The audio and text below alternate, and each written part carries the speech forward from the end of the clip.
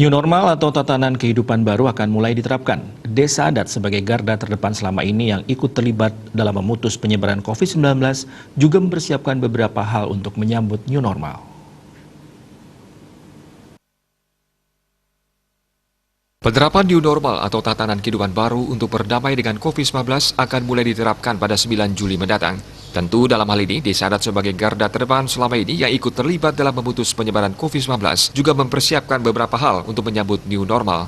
Pendesa Adat Tuban, Wayan Mendra menyatakan selama pencegahan COVID-19, Desa Adat Tuban telah melakukan berbagai upaya sesuai dengan ketentuan pemerintah. Selama penanganan COVID-19 ini, ada 3 hal yang dapat dimaknai, yaitu terbiasanya masyarakat hidup bersih dan sehat, kemudian hidup sederhana, tidak jor-joran, serta mengedepankan hidup saling asah, asi dan asuh dalam wujud kegotong royongan.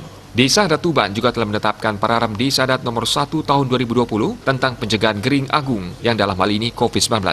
Dalam Pararam ini tatanan dimulai dari keluarga. Setiap keluarga harus memiliki tempat cuci tangan, menggunakan hand sanitizer, menggunakan masker, menjaga jarak, dan dalam waktu kegiatan sosial protokol kesehatan tetap dilakukan. Melalui Pararam ini masyarakat terbiasa dan tetap menjaga kesehatan dalam menyambut new normal. Dalam menyambut new normal ini, Krama Tuban diharapkan tetap melaksanakan protokol kesehatan COVID-19.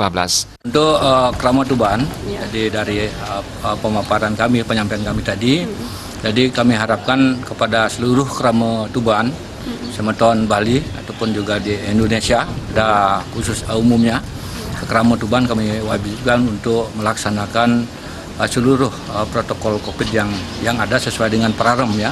Pararam yang sudah kami sampaikan, sudah kami buat dan kami sudah sosialisasikan, dan Krama kami sudah terbiasa untuk hidup sehat, hidup bersih, kemudian sederhana, dan itu yang kami harapkan, dan juga tumbuhnya kembali rasa kegotong royongan agar masyarakat mulai bersidikara dengan lebih baik, kembali kepada jati diri orang Bali yang mengedepankan rasa saling asah, saling asih, dan saling asuh.